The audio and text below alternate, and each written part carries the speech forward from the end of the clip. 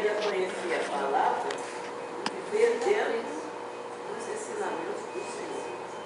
O conhecimento da palavra é dada com muita clareza, ao alcance de qualquer um que queira pautar sua vida dentro dos mandamentos do Senhor.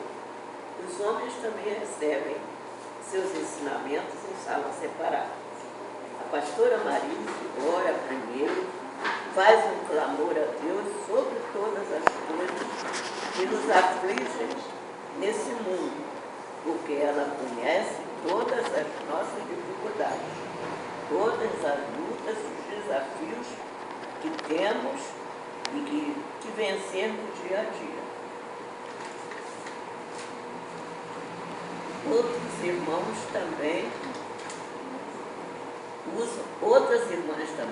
usam a palavra, expõem ao Senhor sua necessidade, as lutas, as armadilhas, ciladas do inimigo. Temos que ficar atentas, os sinais são muito fortes. Olhemos para dentro de nós e oremos.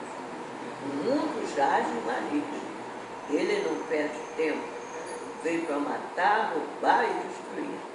Temos que estar firmes na palavra do Senhor, com nossas lâmpadas acesas e com reserva de óleo.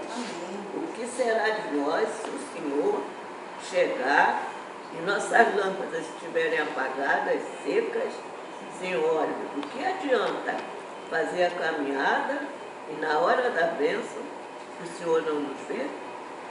Na escuridão do pecado desse mundo, cadê a luz que Ele nos deu para manter acesa? Cuidemos que a hora está chegando. Os sinais de perversidade estão nítidos. Pais, mães e filhos e família estão sendo destruídos. Drogas, álcool, todos os elementos que levam ao crime, o pecado está sendo alimentado diariamente pela descrença, a falta de obediências, as coisas que Deus ensinou.